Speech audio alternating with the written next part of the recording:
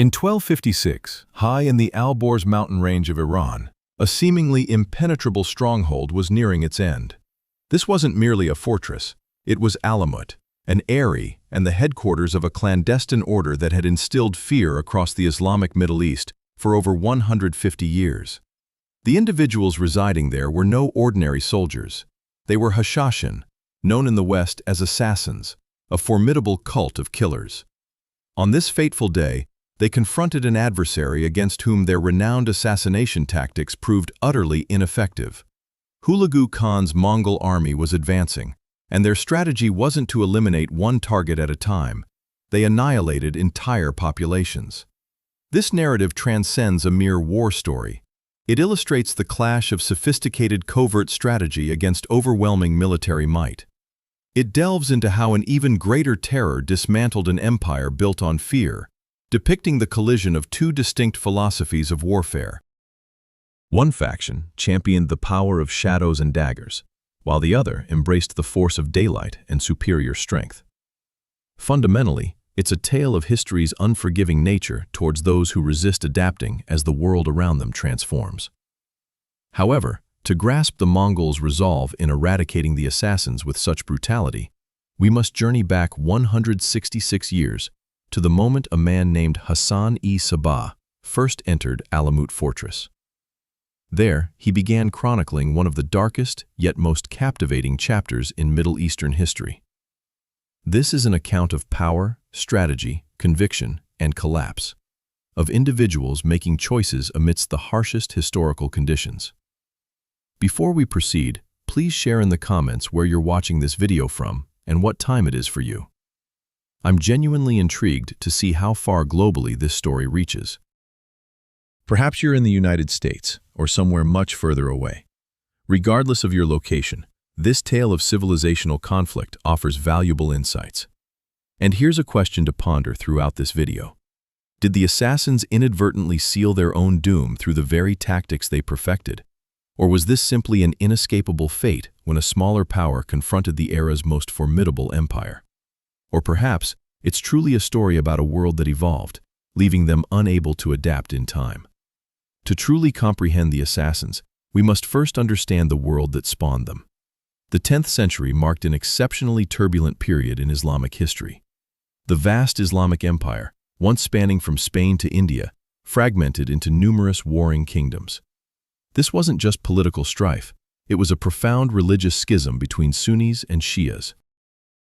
The division, which began immediately after the Prophet Muhammad's death, centered on who held the legitimate right to lead the Islamic community.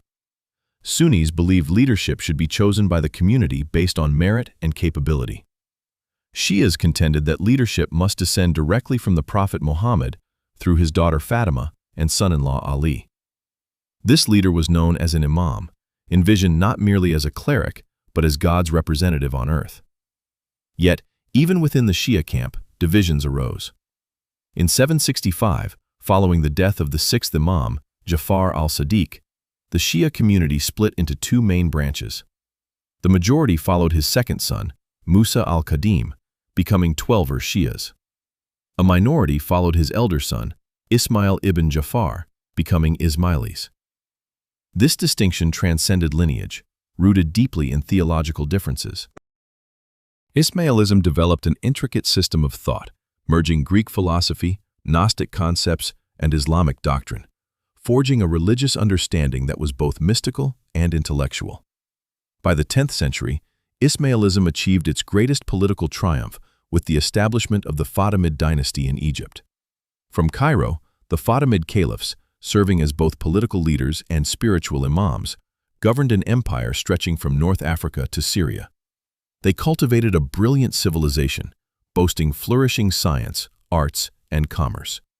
Cairo emerged as one of the world's most advanced cities. Al-Azhar University, founded in 970, became a leading center of scholarship. Nearby stood Dar al-Hikmah, the House of Wisdom, where Ismaili scholars conducted research and taught. However, while the Fatimids ruled Egypt and parts of the Middle East, much of the Islamic world remained under Sunni control. Specifically, the Seljuk Empire, a Turkish dynasty adhering to Sunni Islam, had conquered Persia, Iraq, and Anatolia by the mid-11th century. In 1055, the Seljuk Sultan Tughril Beg entered Baghdad and received the title of Sultan from the Abbasid Caliph, the nominal leader of the Sunni Islamic world. From that moment, the Seljuks dominated the Middle East. For Shias living under Seljuk rule, life was arduous. They were branded as heretics, persecuted, subjected to higher taxes, and frequently fell victim to massacres. Many Shiites, particularly the Ismailis, found it necessary to live clandestinely, concealing their faith for self-preservation.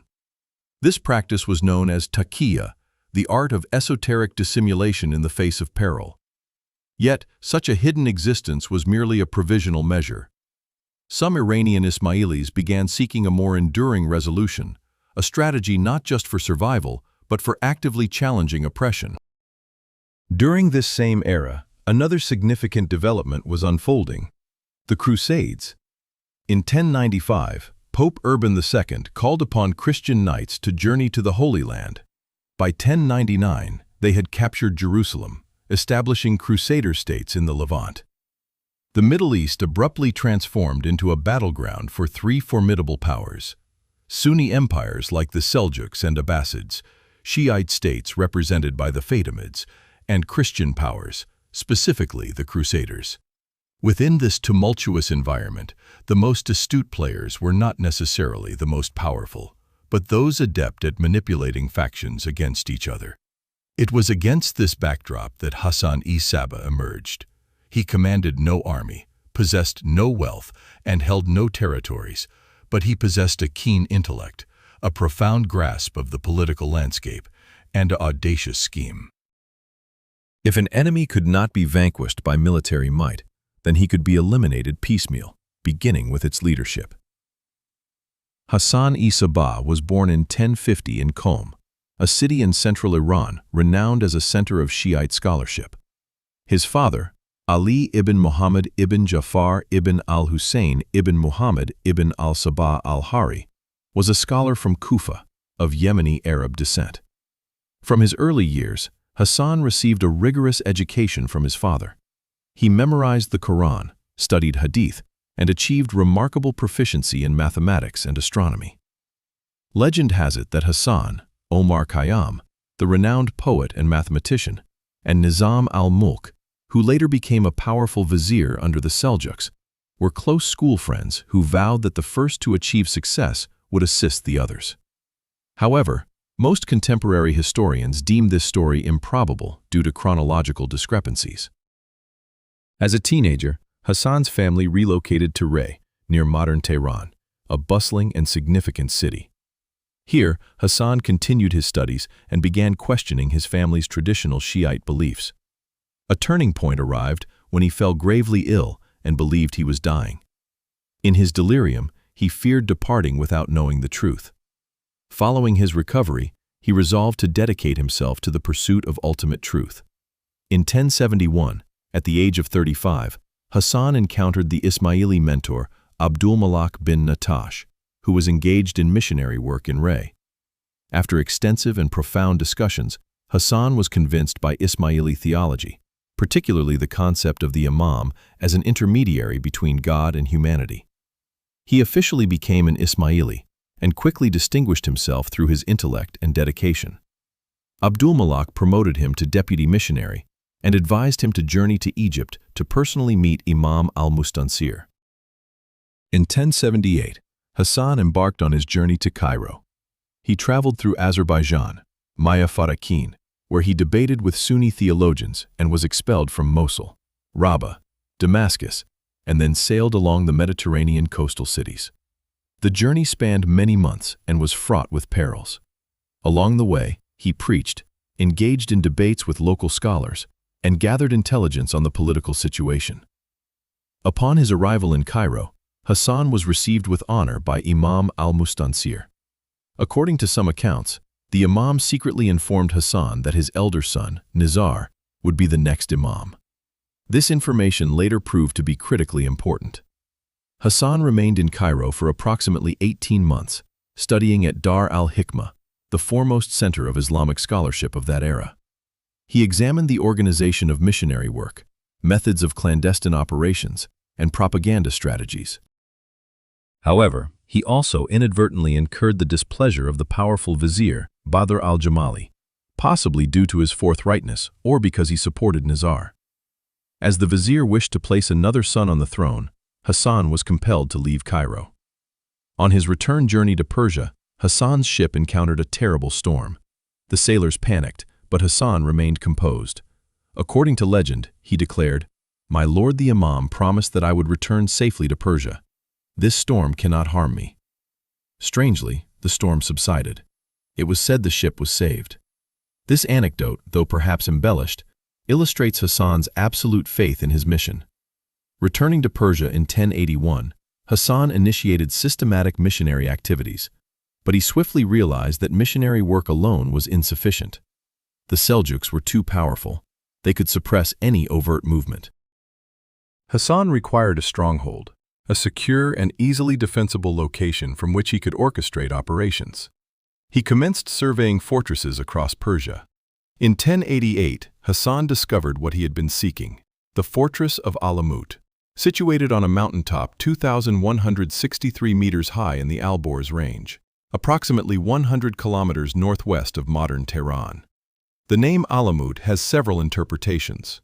Some speculate it signifies an eagle's nest, attributed to an eagle guiding an ancient monarch to the site. Others claim its name stems from the term Alumut, which in the local dialect translates to eagle's teaching. Regardless of its etymology, this stronghold was perfectly suited for Hassan's objectives. Alamut was tucked away in the Rudbar Valley, encircled by formidable and challenging mountain ranges. The fortress itself was built atop a narrow rocky outcrop, accessible only via a winding path. Below, cliffs plummeted hundreds of meters. Militarily, it presented an unassailable natural bastion. More significantly, the valley's inhabitants were predominantly impoverished Shiite peasants, disgruntled with the Sunni Seljuk aristocracy. This created fertile ground for Hassan's missionary endeavors. Hassan did not rush. He recognized that seizing the fortress by force with his limited resources was unfeasible. Instead, he employed his greatest strength, persuasion. He dispatched trusted missionaries, including Ismail Kazvini, Muhammad Jamal Radi, and Kia Abul Qasim Larajani, to the villages surrounding Alamut to convert the populace. Gradually, a network of supporters materialized. In the summer of 1090, Hassan himself, masquerading as a teacher named Dakota, arrived in villages near Alamut. He taught, preached, and slowly earned the people's trust. Some of these individuals worked within the fortress or maintained connections with its guards. Rumors even circulated that the deputy commander of the fortress was a clandestine supporter of Hassan. One September night that year, the plan was set in motion. Hassan's internal allies, perhaps only a few dozen individuals, seized critical positions. They opened the gates for Hassan and his followers. The Zaydi ruler of the fortress, Mahdi, found himself besieged and was compelled to negotiate. Hassan proposed a deal. Mahdi would depart the fortress peacefully and receive 3,000 gold dinars as compensation. Mahdi, realizing the futility of resistance as many of his men had defected, accepted. Not a single arrow was fired and no blood was shed. Alamut now belonged to Hassan and his adherents. Over several weeks, Hassan transformed Alamut into an impregnable stronghold. He reinforced the walls, deepened the water supply system, and stockpiled provisions sufficient for years. He improved the valley's irrigation system to boost food production, rendering the community self-sufficient. He established a library, collecting books from across the globe. Anticipating a Seljuk response, Hassan prepared for an extended siege. Indeed, the retaliation was swift. The Seljuk vizier Nizam al-Mulk, perhaps, as legend has it, an old school friend, ordered the governor of Ray to attack Alamut, but all attempts failed. The fortress was too elevated, too robust. The Seljuk forces lacked the necessary siege equipment to assault a mountain fortress. After several months of siege, they were forced to retreat due to dwindling supplies and continuous attacks by Nizari partisans in the region. Hassan did not stop at Alamut. He initiated a methodical campaign to capture new fortresses. Whenever possible, he leveraged missionary work and internal uprisings. When necessary, he resorted to sudden assaults. In 1092, the assassins seized the fortress of Lamasar in a daring nocturnal raid. In 1096, they took control of Girdku, a fortress commanding a vital trade route connecting Persia with China. Gradually, the Nizari state formed, an unusual entity with discontinuous territory, a network of fortresses scattered like fortified islands within the sea of Seljuk dominions. However, fortresses were merely defensive. To genuinely challenge the Seljuks, Hassan required an offensive weapon, and he found it: selective assassination. Hassan al-Sabbah's strategy of assassinations was neither arbitrary nor emotional. It was a meticulously crafted system based on a profound understanding of human psychology and power structures. Hassan recognized that power in the Islamic world of that era was not absolute, but depended on personal connections. A sultan wielded authority because generals, governors, and nobles pledged loyalty to him. If these individuals died or lived in fear, the entire system faltered. The first political assassination commissioned by Hassan occurred in 1092. The target was none other than Nizam al-Mulk, the powerful vizier of the Seljuk Sultan Malik Shah. Nizam al-Mulk was not merely a statesman, but also the architect of policies suppressing Ismailis. He had ordered the killing of thousands of Ismailis and destroyed many of their communities. One October day in 1092, as Nizam al-Mulk traveled in a palanquin on the route from Isfahan to Baghdad, he was approached by a man disguised as a pauper Sufi. The guards suspected nothing. Beggar Sufis were a common sight and considered harmless. But as he drew close enough, the man brandished a dagger and plunged it through the palanquin's curtain, striking the vizier's heart. Nizam al-Mulk died almost instantly. The assassin made no attempt to escape. He was apprehended and promptly executed. Yet he accomplished his objective with a calmness that left everyone astonished. Nizam al-Mulk's assassination sent shockwaves throughout the entire Seljuk Empire. Just a few weeks later, Sultan Malik Shah also died, possibly by poisoning, though the perpetrator remained unknown. The Seljuk Empire abruptly plunged into a crisis of succession.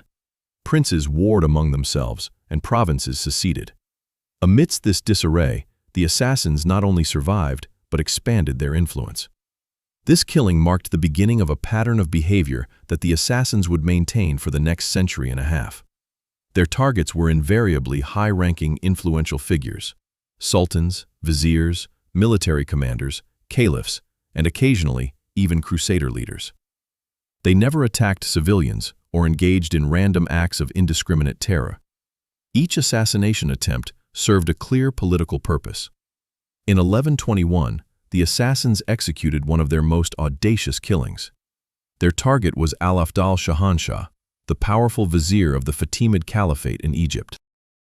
It was Al-Afdal who had overthrown Nizar and placed his brother on the throne, instigating the schism between the Nizari and Mustali Ismailis. For Hassan and his followers, Al-Afdal was the ultimate traitor. 3 Fedayeen were dispatched to Cairo. They resided in the city for months, disguised as merchants, meticulously observing Al-Afdal's routines. One day, as Al-Afdal walked through Cairo, the 3 Fedayeen approached from different directions. Simultaneously, they lunged at him with daggers. Al-Afdal sustained numerous wounds and died instantly. 2 of the 3 Fedayeen were immediately slain by guards. The third attempted to escape, but was caught and later executed. Al-Afdal's death triggered a severe political crisis in Cairo. A 7-day celebration was orchestrated at the Fatimid court, not in memory of the vizier, but in honor of being rid of a despotic ruler.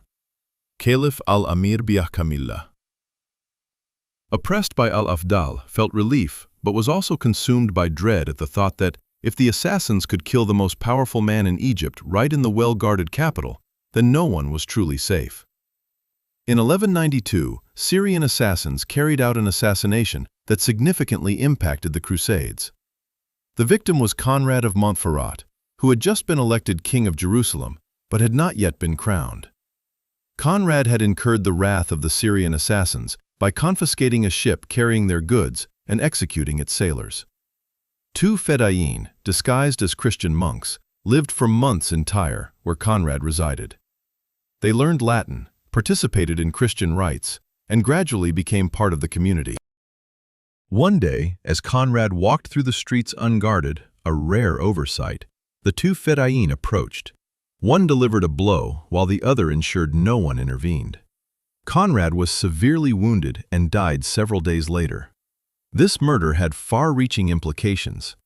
Richard the Lionheart, King Richard I of England, who led the Third Crusade, was suspected of hiring the assassins to eliminate Conrad due to political disagreements. Although there was no concrete evidence, this rumor tarnished Richard's reputation for a century. This illustrates that even a mere suspicion of association with the assassins could ruin a political career. Perhaps the most famous target the assassins never managed to kill was Saladin, the great Islamic hero who defeated the Crusaders and recaptured Jerusalem in 1187. Syrian assassins attempted to kill Saladin at least twice. The first instance occurred in 1175 when Saladin was besieging the assassin fortress of Masyaf. A fedayeen infiltrated Saladin's tent but was discovered and killed by guards before he could complete his mission. The second time, in 1176, a group of fedayeen disguised themselves as soldiers in Saladin's army. They waited for days for the opportune moment. One night, they attacked Saladin's tent. Saladin narrowly escaped death thanks to the armor he slept in and the timely intervention of his bodyguards. Some of the fedayeen were killed, while others were captured and tortured to reveal who had hired them. Following these two attempts, Saladin lived in constant fear of the assassins. He maximized his security measures. He only consumed food prepared by his personal chef and taste-tested beforehand. He slept in a mobile wooden tower, raised high to deter access. He limited contact with strangers.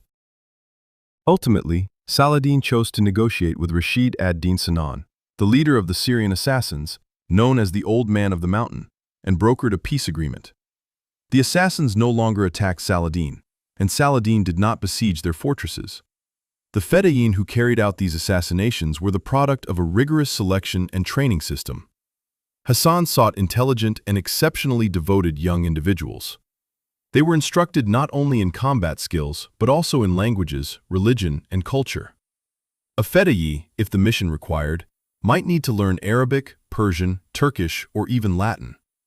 They had to comprehend Sunni doctrine to effectively maintain their disguises. They received instruction on how to deport themselves as nobility, warriors, or clerics, depending on the situation. A typical assassination mission's preparation could span several years. A fedayeen would be dispatched to a community, disguised as a merchant, a religious figure, or a bodyguard. They would cultivate a new existence, forge connections, and earn trust. Occasionally, they even married and started families to solidify their cover. They bided their time, sometimes for years, until they were sufficiently close to their target, or until a directive arrived from Alamut. When the opportune moment arrived, they executed their strike. The dagger was the preferred weapon, necessitating close proximity, personal contact, and ensuring a decisive outcome, in contrast to archery or poisons that might fail.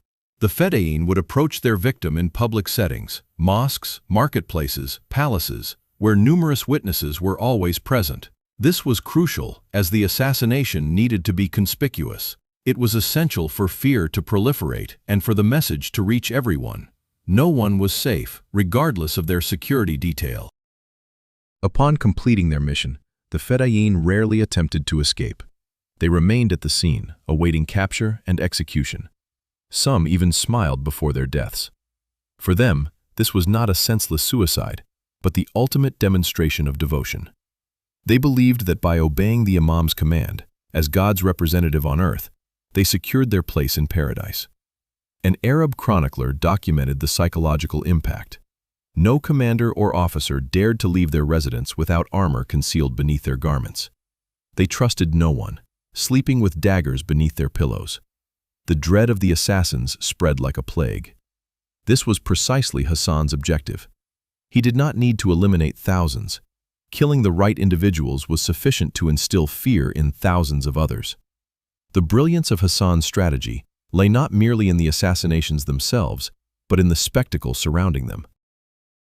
Each killing was a meticulously orchestrated performance, designed to maximize psychological effect. The Fedayeen's willingness to die, their composure in the face of death, and the inability to prevent attacks even under maximum security, all these elements cultivated an aura of invincibility around the assassins, far surpassing their actual capabilities. This is what contemporary strategists term asymmetrical warfare, using unconventional tactics to nullify traditional military superiority. The assassins did not attempt to match their adversaries in troop numbers. Instead, they attacked the command structure, generating chaos and paranoia at the highest echelons of power. A single well-placed dagger could achieve what an army of 10,000 could not. However, this strategy, brilliant as it was, had a fatal flaw. It operated flawlessly in a world of fragmented authority, where individual rulers held more sway than institutions. It was effective when enemies adhered to certain unspoken rules. But what would happen when an adversary emerged who disregarded individual lives, who viewed entire populations as expendable, and who would respond to the death of one general by deploying 10 more? The assassins were soon to discover this. While the assassination tactics made the Hashashin renowned, their daily lives within the fortresses, particularly Alamut, are less known but equally captivating. Alamut was not just a military base. It was a complete community with its own distinct culture, society, and intellectual pursuits. The Alamut fortress was erected on a narrow rock outcrop, approximately 400 meters long and merely 30 to 35 meters wide at its broadest point. Within this confined area, the Nizari builders fashioned an architectural marvel. There were residential quarters for leaders and their kin, zones for guards and combatants, sections for scholars and missionaries, and accommodations for artisans and servants. Alamut's water system was particularly impressive. Deep reservoirs carved into the rock could sustain thousands of people for years. Rainwater was collected through an intricate network of channels. Massive underground storage facilities also held wheat, barley, olive oil, honey, and other provisions. Juveni, inspecting the fortress after its capitulation, recounted how a man nearly drowned in a honey reservoir, so deep and full was it. Perhaps the most significant aspect of Alamut, however, was its library. Hassan ibn Sabah himself, being a scholar, understood the value of knowledge. He amassed books from across the Islamic world. The Alamut library housed not only religious texts, but also works of Greek philosophy, including Plato, Aristotle, and Plotinus, mathematical treatises by Euclid and Ptolemy, and books on astronomy, medicine, and Persian poetry. Rare manuscripts were present, some being the sole surviving copies of ancient works. Beyond books, the library contained scientific instruments. Juveni described astronomical devices such as armillary spheres, celestial globes, full and partial astrolabes, and other apparatuses. This underscores that Alamut served as more than just a military outpost. It was a vibrant center of intellectual pursuit. Nizari scholars delved into celestial mechanics, devised calendars, and strove to comprehend the cosmos. Daily life within Alamut adhered to a stringent legal framework. Hassan-i Sabah was renowned for his Spartan lifestyle and strict adherence to discipline. He prohibited alcohol, discarded musical instruments, and mandated a life of simplicity, devotion, and academic study for everyone. When his son consumed wine, he unhesitatingly ordered his execution. Another son, under suspicion of involvement in murder, also faced execution. No exceptions, no familial favoritism. Nevertheless, this asceticism did not equate to a dull existence in Alamut. Intellectual endeavors thrived, marked by theological discussions, philosophical debates, and scientific lectures. Missionaries received training in the arts of argumentation and rhetoric, while warriors were instructed not only in combat, but also in strategy and tactics. Everyone, irrespective of social standing, had the opportunity to learn to read and write, a rarity in an era when most of the populace remained illiterate. Hassan-i Sabah passed away in 1124, having governed Alamut for 34 years. Lore suggests he rarely ventured from his private chambers, ascending to the roof of the fortress only twice during his entire tenure. His personal life, it is said, was fraught with tragedy, yet his legacy, the Nizari state, with its extensive network of strongholds and intricate organizational structure, long outlived him. While Alamut functioned as the central citadel in Persia, another significant branch of the assassins flourished in Syria. From the beginning of the 10th century, Hassan as-Sabah began dispatching missionaries to Syria for proselytizing. This region, wedged between Crusader states, the Byzantine Empire, and various Islamic kingdoms, presented a seething crucible of disorder and opportunity. The Syrian assassins progressively seized several vital fortresses in the Jabal Bara Mountains, also known as the Jabal Ansariya range, notably the Masyaf fortress. In 1169, a preeminent figure named Rashid ad-Din Sinan ascended to power, later recognized in the West as the Old Man of the Mountain. Rashid Sinan commanded the Syrian assassins from 1169 to 1193, spanning nearly a quarter century.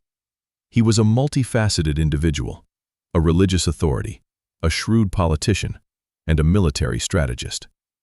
Under his leadership, the Syrian assassins attained near-complete autonomy from Alamut, while nominally acknowledging the authority of the imams in Persia. Sinan garnered renown for his adeptness at navigating the intricate political climate of the 10th century Middle East. He engaged in negotiations with Saladin, forging alliances with Crusader kingdoms when advantageous, and safeguarding the independence of the Syrian assassins in a highly conflict-ridden region. He is also credited with numerous celebrated assassinations, including attempts on Saladin's life. A well-known tale recounts Sinan's encounter with Amalric I, the king of Jerusalem. Amalric sought an alliance with the assassins against other Islamic states and dispatched his envoys to Masyaf for discussions. Upon their arrival, the envoys were profoundly struck by the enigmatic atmosphere. Nizari warriors stood in formation along the path leading to the stronghold. At Sinan's signal, several of them plunged without hesitation from the cliffs, committing suicide directly before the envoys to demonstrate their absolute devotion. This narrative, possibly embellished, vividly illustrates the formidable reputation the assassins cultivated. The Syrian branch also developed a distinct character from its Persian headquarters. While Alamut focused on doctrinal purity and scholarly pursuits, the Syrian assassins were more pragmatic, more willing to engage in realpolitik. They understood that survival in the Levant demanded flexibility and the skill to pit various factions against each other. This pragmatism served them well, as the Syrian branch effectively endured longer than the Persian. Sinan died in 1193, the same year as Saladin. His demise notwithstanding, the Syrian assassins persisted, though gradually weakening. They confronted pressure from the Egyptian Mamluks, who came to dominate the region following their victories over both the Mongols and the Crusaders. By 1273, the Mamluk Sultan Baybars compelled the Syrian assassins to recognize his supremacy and integrate into the Mamluk system. However, in the mid-10th century, the period of our primary narrative, both branches of the assassins, Persian and Syrian, remained vigorously active. The network of fortresses stayed impregnable, and the Fidai continued to execute their missions. From an external perspective, the assassins might have appeared stronger than ever, but internal fissures were beginning to emerge, and a tempest was gathering in the east, poised to obliterate all they had constructed. Subsequent to Hassan as-Sabah's death, Alamut was governed by a succession of leaders. Kia Buzurg Umid, from 1124 to 1138. Muhammad ibn Buzurg Umid, from 1138 to 1162, and Hassan II, from 1162 to 1166. While these successive leaders upheld the framework established by Hassan as-Sabah, serious challenges began to emerge by the close of the 10th and start of the 11th centuries. A pivotal event unfolded in Egypt in 1094, laying the ideological groundwork for the Nizari branch.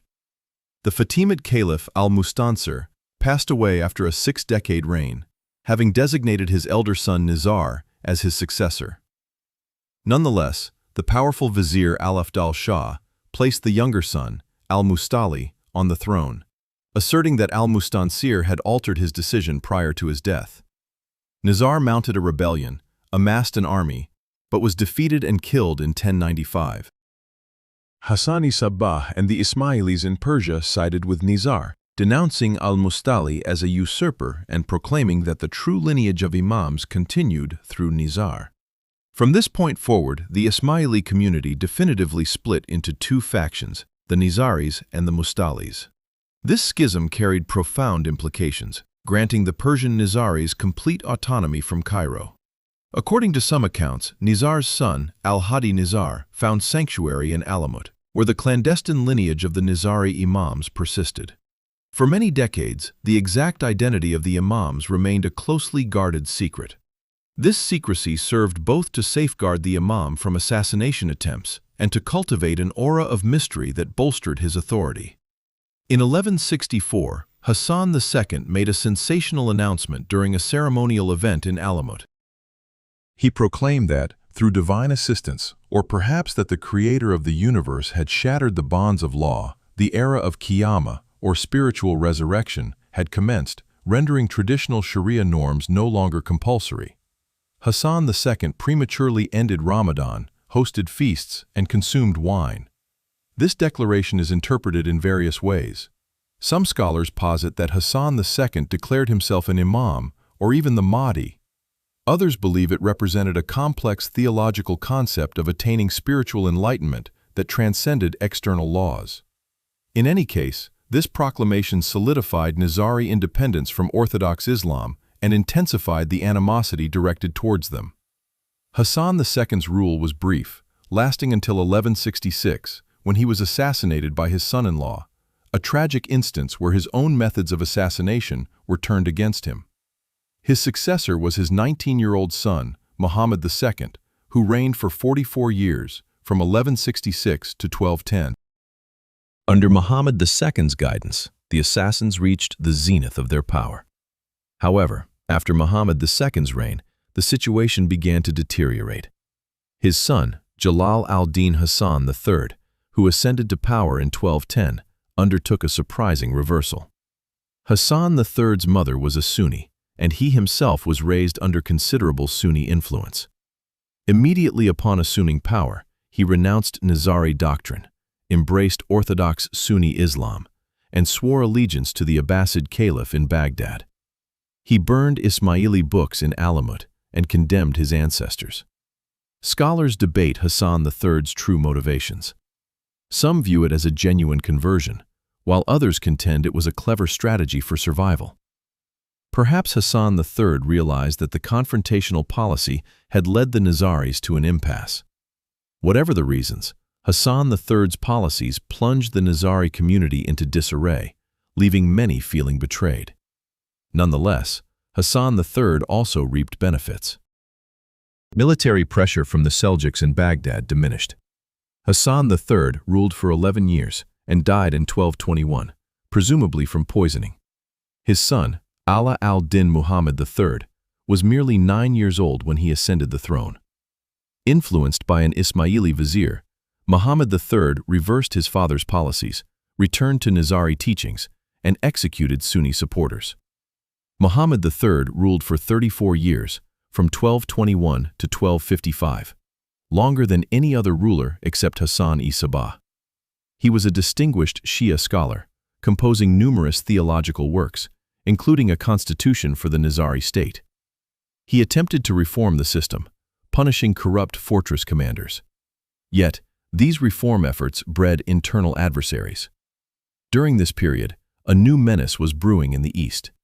Between 1219 and 1221, Genghis Khan and the Mongol army conquered the vast Khwarezmian Empire in Central Asia in just a few years. They ravaged ancient cities like Bukhara, Samarkand, and Merv with unprecedented brutality. But then the Mongols retreated eastward, and the Middle East temporarily breathed a sigh of relief. Muhammad III sought to find allies against the Mongols. In 1238, along with the Abbasid Caliph, he dispatched delegations to Louis IX of France and Edward I of England, proposing an Islamic-Christian alliance against the Mongols. However, this overture was rejected. Europe showed no interest in the threat from Central Asia. In 1255, Muhammad III was assassinated, likely by one of the commanders he had attempted to discipline. His successor was his son, Rukn al-Din Kursha, who was only 25 years old.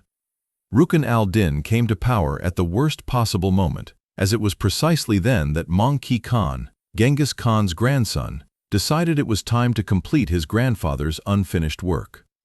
The young imam inherited not merely a state, but a full-blown crisis, with the treasury depleted by years of warfare.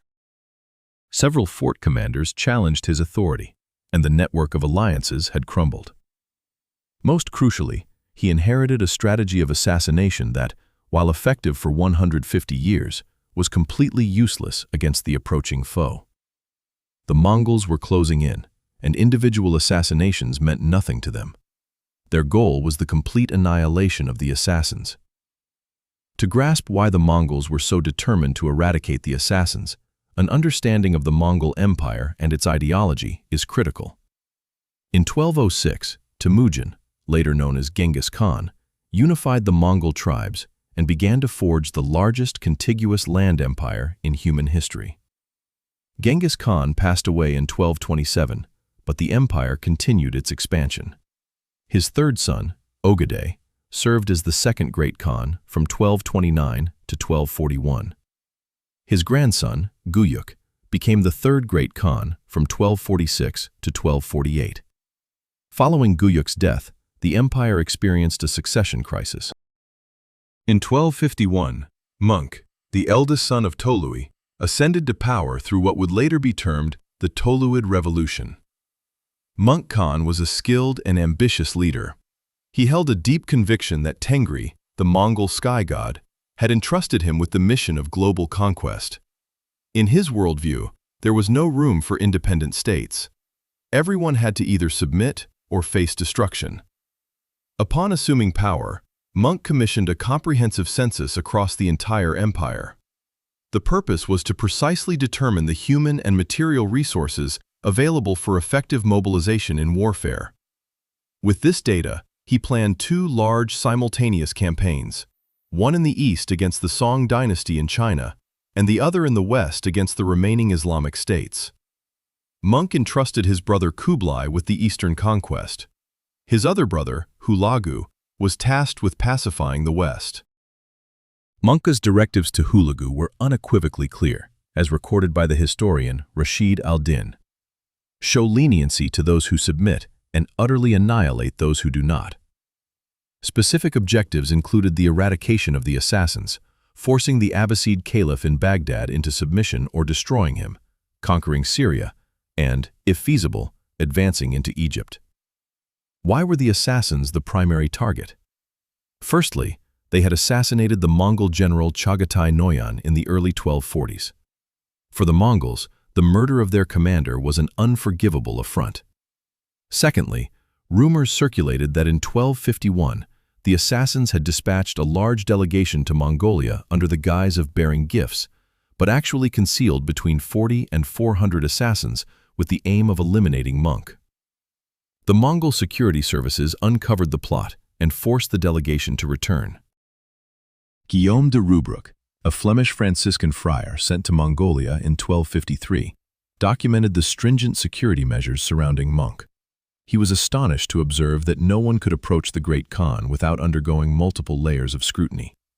Guillaume wrote, "They are so fearful of the assassins that even the shadow of a stranger makes them uneasy." Thirdly, Möngke received numerous appeals from his Sunni subjects to destroy the assassins. Qazi Qazvini arrived at Möngke's court and tore open his robes to reveal iron armor underneath. He declared, "Great Khan, I must wear this even when I come to your court, because the fear of the assassins is so great." Finally, Möngke had strategic motivations. The assassins controlled a network of fortresses along crucial routes connecting Persia and Central Asia. If Hulagu intended to advance towards Baghdad and Syria, he could not leave these continually threatening strongholds in his rear, jeopardizing his supply lines. In the autumn of 1253, Hulagu began his march from Mongolia into Persia. By Möngke's order, a tenth of the empire's manpower was mobilized. Scholars estimate Hulagu's army to have numbered between 120,000 and possibly 200,000 men. This army required 2 years to travel from Mongolia to Persia. In the autumn of 1255, Hulagu reached Samarkand. The following month, he arrived in Kish. Hulagu meticulously gathered intelligence on the terrain and the political and military situation in the region. He dispatched spies into Nizari territory. He commanded local vassals to provide troops and provisions. Meanwhile, in Alamut, Rukn al-Din Kursha desperately tried to prepare, but he faced numerous challenges. Some fortress commanders distrusted him due to his youth and inexperience. The treasury was depleted after years of warfare. The alliance network had collapsed, and, most critically, he possessed no true army. Rukn al-Din attempted diplomacy. He sent envoys to Mongol commanders, offering submission and tribute. However, the Mongols were not interested in tribute. They craved complete annihilation. As Juvayni later wrote, Möngke had ordered that no Nizari should survive. The Mongol war machine, advancing towards the Nizari fortresses, was unprecedented in the Islamic world. This was not merely an army in the traditional sense, but an entire nation mobilized for conflict. Every Mongol warrior was a cavalry archer, trained from childhood. They could accurately shoot while riding at a full gallop and could survive on minimal rations. Their advance across the land was incredibly swift, baffling medieval onlookers. Yet, what was even more crucial was the Mongol integration of Chinese siege engineers who had perfected the art of fortress warfare. They brought with them massive trebuchets, capable of launching stones weighing hundreds of pounds, alongside mangonels, battering rams, and towering siege engines. Most terrifyingly, they wielded gunpowder weapons, including crude bombs and incendiary devices. Having already conquered the fortified cities of China, the era's most formidable strongholds, the mountain castles of Persia, no matter how imposing, stood no chance against their might. The Mongols also mastered psychological warfare, cultivating a ruthless reputation. Towns that resisted faced total annihilation, their populations massacred to the last person. Conversely, settlements that surrendered were permitted to live, creating a powerful incentive system. As the Mongol army drew near, defenders inevitably questioned whether resistance was worth the certain demise of everyone they cherished. Frequently, the answer was no. In the spring of 1256, Hulagu formally entered Nizari territory. A final confrontation was now unavoidable. For the first time, the assassins, whose entire strategy revolved around instilling fear in their adversaries, encountered true terror. Hulagu's campaign began not with Alamut, but in Kuistan, a region in eastern Persia where the Nizaris controlled numerous fortifications.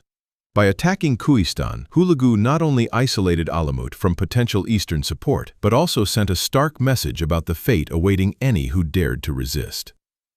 Since 1253, General Kitbuka, a Mongol commander of Nayman origin and a Nestorian Christian, had already been stationed in Kuistan. By 1256, Hulagu was determined to secure a decisive victory. He ordered Kitbuka and Koka to assault the city of Tun. The siege of Tun lasted a week. Mongol forces surrounded the city with mangonels and trebuchets, subjecting it to a relentless bombardment. When the city fell, the Mongol troops entered and began a systematic extermination. Almost all adult males were slaughtered, while women and children were enslaved. Buildings were plundered and then razed. After their actions, Tun ceased to be a city, reduced instead to a pile of ashes. News of the disaster at Tun spread through the Nizari network with incredible speed. Some fortresses surrendered immediately, while others prepared for a desperate last stand. Rukn al-Din Kursha realized he faced an unavoidable catastrophe. In May 1256, Rukn al-Din dispatched his brother, Shahanshah, with a delegation to the Mongol commander Yasur in Kazvin. They brought gifts and announced that the imam was prepared to surrender. Yasur listened, but remained skeptical. He detained Shahanshah and launched a reconnaissance attack into the Rudbar region. On June 12th, a minor skirmish occurred near Mount Selan, close to Alamut. Nizari forces defeated Yasur in the engagement. This was one of the Nizari's few military triumphs, but it proved to be a Pyrrhic victory.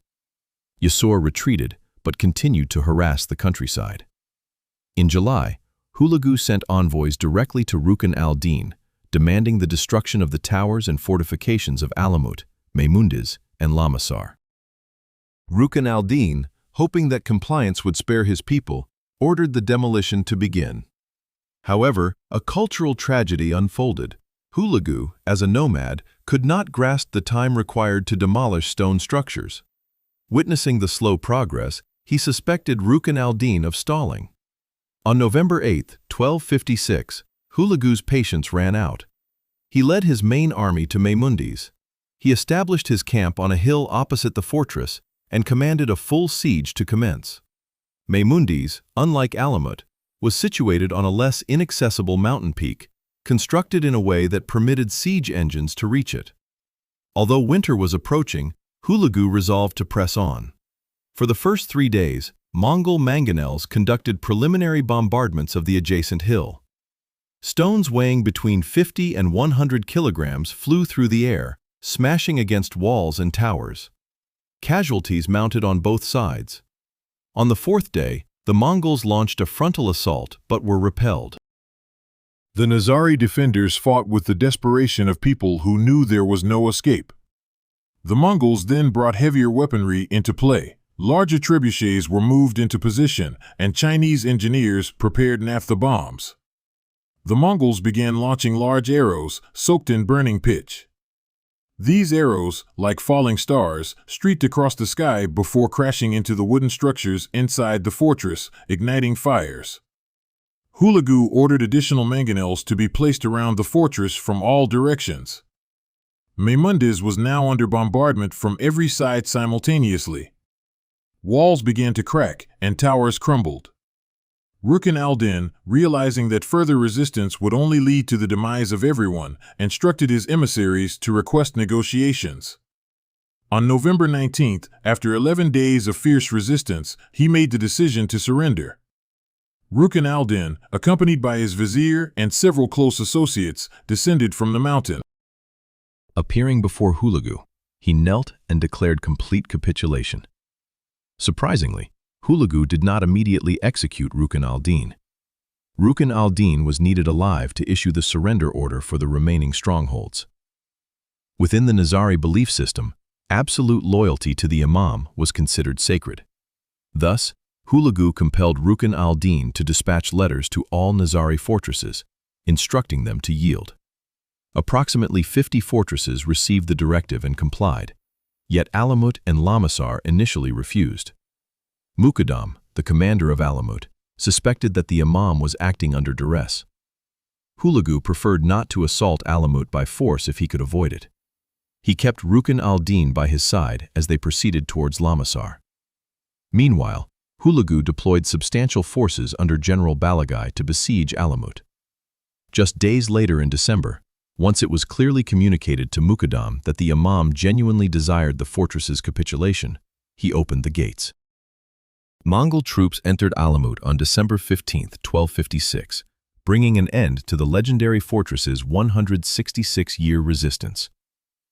Juwayni was among the first to enter, and what he witnessed stunned him. Alamut was more than just a military citadel.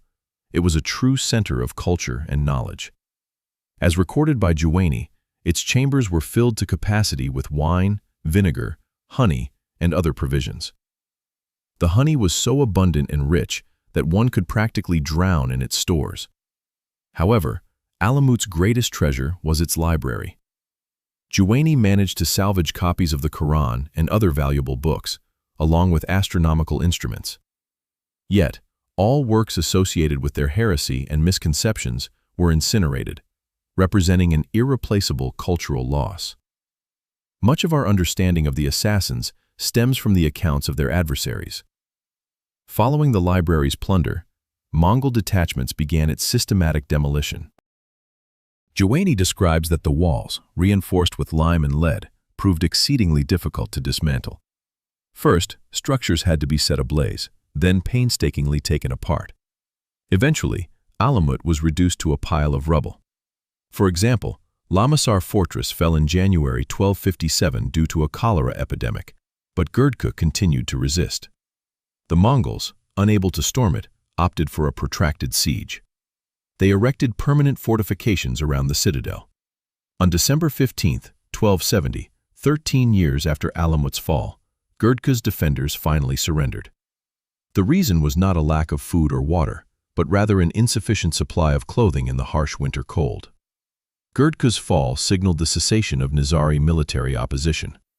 After 166 years, from 1090 when Hassani Sabah first seized Alamut to 1270 when the last fortress fell, the Nizari state was annihilated. Every stronghold lay in ruins. The network that had held the Middle East in fear was dismantled. The legendary assassins ceased to exist. Yet the story did not conclude there, for as fortresses collapsed and thousands perished, the fate of Rukn al-Din Kursha and the entire Nizari people continued to unfold, written in blood. While fortresses crumbled one after another, Rukn al-Din Kursha found himself in a peculiar situation. He was not imprisoned, but used as a political instrument by Hulagu. Hulagu compelled him to travel from fortress to fortress, appear before the gates, and command the leaders to surrender. In the spring of 1257, when it became evident that some strongholds were unwilling to yield despite the Imam's orders, Rukn al-Din proposed something to Hulagu. He requested permission to journey to Mongolia to personally meet with the Great Khan Möngke. He asserted that if he could speak with Möngke, he would persuade the remaining fortresses to surrender. Hulagu agreed. A small retinue was prepared, including Rukn al-Din, several family members, close associates, and a Mongol escort. The journey from Persia to Mongolia proved to be an immense undertaking. After many months of arduous travel, they finally reached Karakorum. When Rukn al-Din appeared before Möngke for an audience, he must have hoped his plea would be heard, but Möngke had no intention of showing leniency. According to historical accounts, Möngke reproached Rukn al-Din for obstructing Mongol forces and failing to fulfill his promise to surrender Lamasar and Gerdka. Explanations regarding the defiance of some fortress commanders to the Imam's orders held no sway with him. Möngke ordered Rukn al-Din to return to Persia, but secretly issued another directive.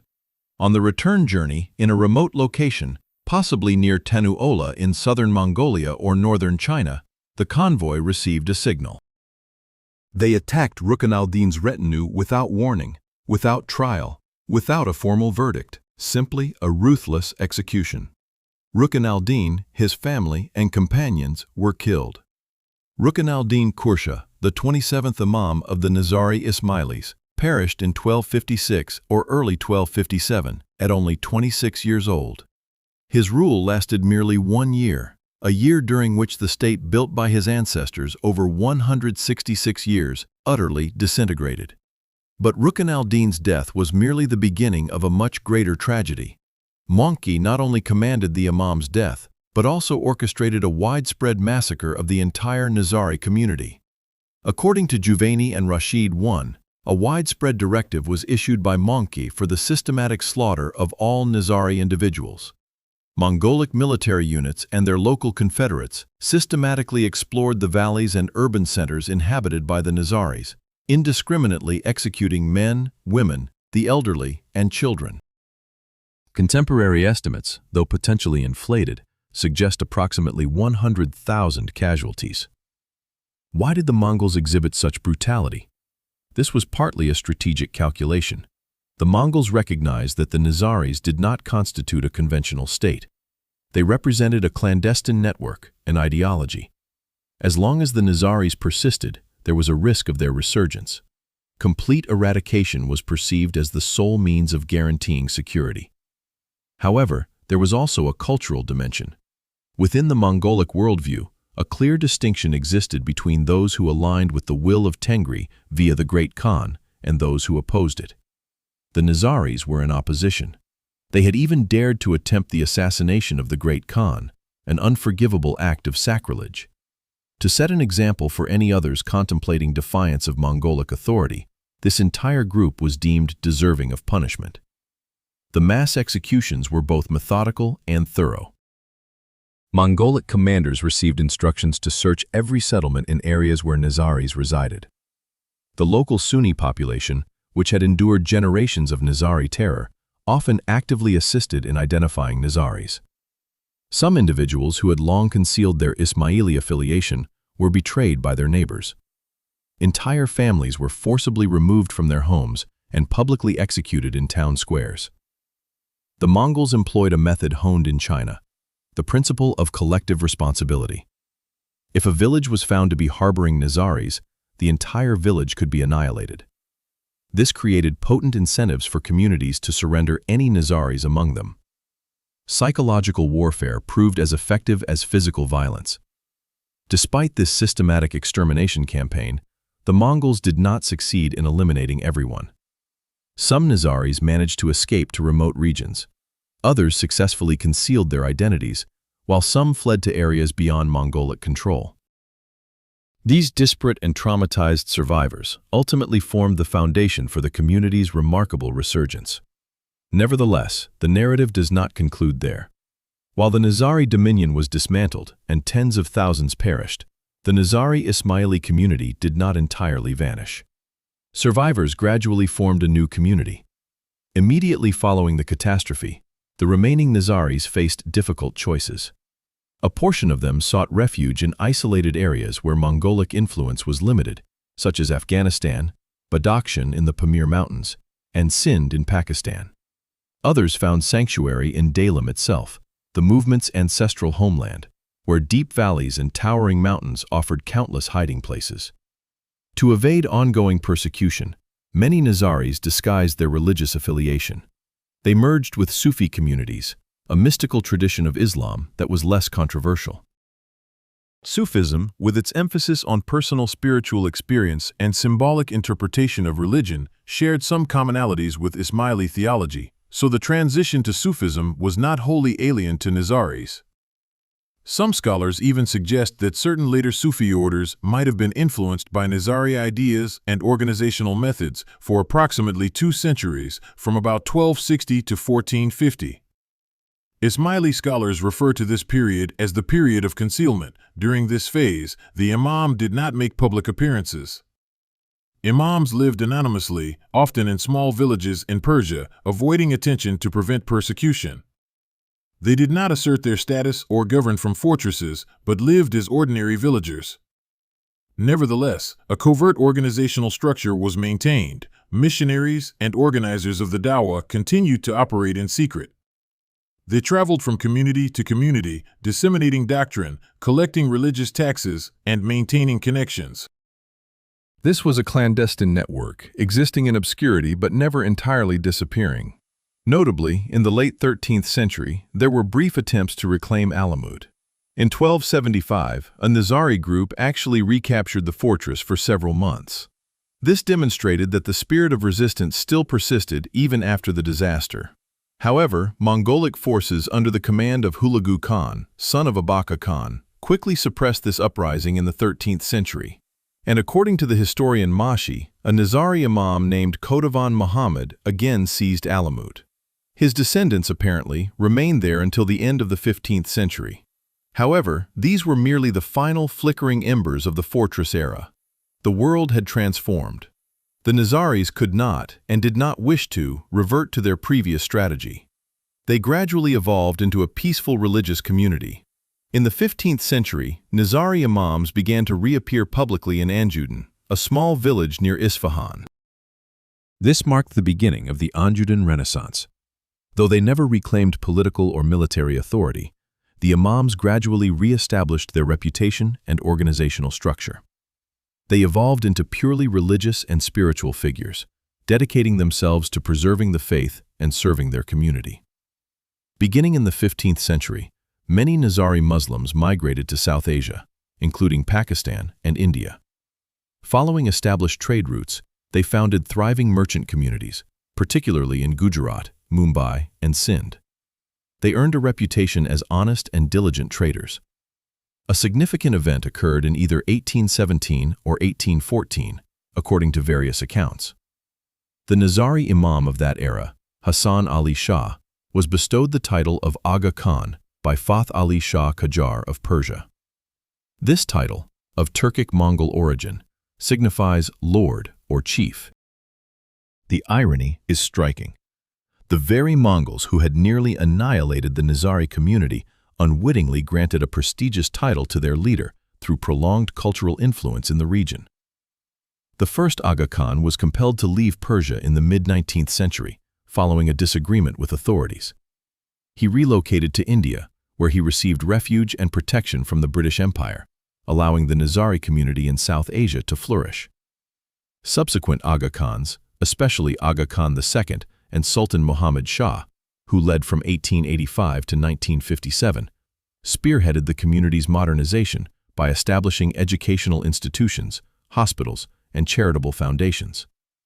Aga Khan IV, Prince Shah Karim al-Husseini, inherited the leadership in 1957 at the age of 20, succeeding his grandfather. Under his guidance, the Nizari community has transformed into one of the most progressive and organized religious bodies globally. The Aga Khan Development Network oversees hundreds of projects worldwide, including schools educating over 2 million students annually, hospitals serving millions of patients, microfinance institutions supporting small businesses, and rural development initiatives, among many others. Today, the Nizari community numbers approximately 15 to 20 million people across the globe. They are predominantly found in South Asia, including Pakistan, around 2 million, and India, particularly in Gujarat and Mumbai, and Central Asia, encompassing Tajikistan and Afghanistan, especially in Badakhshan. They also reside in the Middle East, including Iran and Syria, in East Africa, Tanzania, Kenya, and Uganda, and in Western countries like the UK, Canada, and the USA, forming substantial diasporas. Most notably, the contemporary Nizari community emphatically rejects the violent legacy of the assassins, wishing no association with killers. Many modern Nizaris express discomfort when questioned about the assassins' history. They emphasize that that era is long past, the historical context was different, and violence holds no place in their faith today. They also underscore a crucial point. Their faith never necessitated drugs for courage, finding the myth of hashish deeply offensive. To them, their ancestors were individuals of sincere belief, willing to sacrifice for their convictions, not drug addicts or brainwashed fanatics. This narrative arguably represents one of history's most remarkable stories of resurgence. A community nearly wiped out not only endured, but thrived, evolving into an influential and respected global entity. They achieved this not through weaponry or violence, nor by clinging to the past, but by adapting, evolving, and prioritizing education, commerce, and community service. The transformation of a fearsome network of assassins into a respected community of educators, healthcare providers, and development workers is truly miraculous. It demonstrates that identity is not immutable, that communities can undergo profound transformations, and that the power of peaceful development ultimately surpasses the power of violence. Now, having traced this entire history, from the rise of Hassani Sabah to the collapse under Mongol pressure, and finally, the astonishing rebirth, we must pause and reflect on the lessons it offers. Lesson 1. No strategy is invincible forever. For more than 150 years, the assassins proved that small forces employing clever tactics could stand against far more powerful empires. They perfected the art of asymmetrical warfare centuries before the term was coined. They demonstrated that a single dagger in the right hand at the right moment could achieve more impact than an entire army.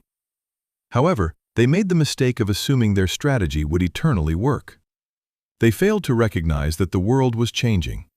When the Mongols arrived with advanced siege technology, massive armies, and a willingness to unleash violence on a scale the assassins could never have imagined, the old tactics became obsolete. This is a lesson for every organization, every nation, every individual. What makes you successful today might lead to your downfall tomorrow if you do not continuously adapt and evolve. Lesson 2. Fear is a potent tool, but it is also a double-edged sword. The assassins built their entire dominion upon fear. They made sultans tremble. They compelled generals to wear armor even while sleeping. They fostered an environment where no one truly felt safe, granting them influence far exceeding their actual numbers and resources. However, fear also breeds resentment. People dreaded the assassins, but they also despised them. When an adversary appeared who was immune to fear, no one rose to the assassin's defense. Even other Islamic communities celebrated their destruction. This lesson remains relevant today. Power constructed upon fear might be effective in the short term, but it is unsustainable in the long run. Authentic, enduring power stems from respect, trust, and positive relationships. The third lesson is that isolation poses a danger. The assassins never truly forged alliances. They believed in self-reliance. They assumed that as long as they possessed formidable fortresses and courageous fides, they could endure. But when the Mongols attacked, no one came to their aid. They faced the storm alone. In the contemporary world, with increasingly global and interconnected challenges, isolation is a perilous strategy, whether for an individual, an organization, or an entire nation. Building connections, alliances, and mutually beneficial relationships is fundamental for survival and flourishing. The fourth lesson dictates that leadership shapes destiny. Imagine if Hassani-Sabah had been alive in 1256. A man of his foresight, experience, and authority might have approached the problem differently. Perhaps he would have recognized sooner that combating the Mongols with their old methods was futile. He might have arranged for the evacuation of key figures, hidden valuable documents, and established clandestine bases for a future resurgence. Instead, power fell into the hands of Rukn al-Din Kursha, a young and inexperienced individual who ascended to the throne at the most inauspicious time. He was not a bad ruler, but he was not equal to the demands of the moment. And the distinction between a competent and a mediocre leader can equate to the difference between life and death, prosperity and utter annihilation. The fifth lesson: adapt or perish. This is arguably the most crucial takeaway. The assassins thrived because they could adapt to the realities of the 10th to 12th centuries, a world characterized by fragmented states, personal power, and localized conflicts. Their assassination tactics perfectly suited that era. But when the world transformed, when mighty centralized empires emerged, when military technologies advanced, and the scale of warfare changed, the assassins failed to reorient themselves swiftly enough. They stubbornly clung to outdated methods, which ultimately led to their demise. However, after the disaster, the Nizari community demonstrated an astonishing capacity for adaptation. They entirely abandoned military political activities, shifting their focus to trade, education, and social welfare. They adapted to every new historical epoch: the Safavid period, British colonial rule, and modernity, and each time found ways not merely to survive, but to prosper. The sixth lesson: culture and community are stronger than military might. The Mongols razed all Nizari fortresses. They massacred tens of thousands of people. They burned libraries, erasing history. Physically, they annihilated the Nizari state, but they could not eradicate the community's faith, culture, and self-awareness. These lived on in the hearts and minds of the survivors. And as long as they endured, the community could revive. Today, no Alamut fortresses remain. No assassin networks persist. But the Nizari Ismaili community continues to exist, numbering between 15 and 20 million people worldwide. What survived was not military power, but cultural identity, religious belief, and communal consciousness. Did the assassins dig their own grave, or was it unavoidable fate? The answer, like most historical questions, is complex. Yes, their tactics created enemies. Yes, they failed to adapt quickly to a changing world. Yes, they made strategic blunders. But it is also true that the Mongols were a force that few could withstand in that era. The Khwarezmian Empire, far surpassing the assassins in power, was crushed. The Baghdad Caliph, nominal head of the entire Sunni Islamic world, was killed. The Crusader kingdoms were forced to flee. One could say that the assassins did everything possible under exceedingly difficult circumstances. Rukn al-Din, by surrendering, saved at least some of the Nizaris from complete annihilation. Had he chosen to resist to the bitter end in every fortress, perhaps no one would have survived to recount their story. Survival sometimes demands humility, acceptance of defeat, casting aside ego, and enduring humiliation to preserve what is most vital. Rukn al-Din did not die as a hero on the battlefield. He perished on a desolate road, betrayed, forgotten. Yet, thanks to his surrender, some Nizaris survived, and from these survivors arose a new community. He is not the brilliant hero often portrayed in films, but he is the kind of hero real history needed. People who are prepared to make difficult choices, enduring pain and indignity for the sake of others' lives. Should you journey to Iran today and be brave enough to scale the treacherous Elburz Mountains, you can still discover Alamut's remnants. Little survives now, merely crumbled walls, ancient foundations, and stones bearing history's marks. Yet, from that vantage point overlooking the valley, one can almost grasp the feeling Hassan-i Sabbah experienced upon first seeing this site, knowing he would build his dream there. You might also envision Rukn al-Din Quresh's despair as he watched the Mongol forces approach, aware that his world was on the brink of collapse. However, if you truly comprehend this narrative, you'll also recognize that it wasn't the end. Because scattered across this globe, in Pakistan, India, Tanzania, Canada, the UK, America, and perhaps even Vietnam, millions of Nizari Ismailis thrive, labor, raise families, and perpetuate their ancestors' customs. Not the tradition of daggers and strongholds, but a legacy of faith, community, and resilience. And this encapsulates the core message of this tale. Over history's long course, it's not military might or political cunning that determines survival. Instead, it's the capacity to adapt, the strength of communal bonds, and an unwavering resolve. Alamut Castle may have fallen, but the principle it embodied, the notion of a small community's fortitude in the face of adversity, persists. This is the authentic legacy of the assassins, not the terror they inspired, but the extraordinary tenacity demonstrated by their successors. It's a lesson for all of us. No matter how severely life tests us, as long as we maintain belief, unity, and hope, we can rise and recuperate. If you found this story compelling, please like it, share it with your companions, and subscribe to the channel so you don't miss other historical accounts. In the comments, share your thoughts on the assassin's fate. Do you believe they could have acted differently? And which lessons from this narrative remain pertinent for the contemporary world? I thank you for dedicating 65 minutes, over an hour, to following this account. It's a significant amount of time, and I genuinely appreciate your patience and attentiveness. I trust this narrative has provided you not only with historical knowledge, but also profound reflections on life, strategy, endurance, and the might of the human spirit in overcoming hardship. History isn't merely the past, it's a mirror reflecting the present and a compass indicating the future. The story of the assassins, their ascent, decline, and resurgence, stands as one of the most powerful narratives concerning human strength and its limits. Until next time.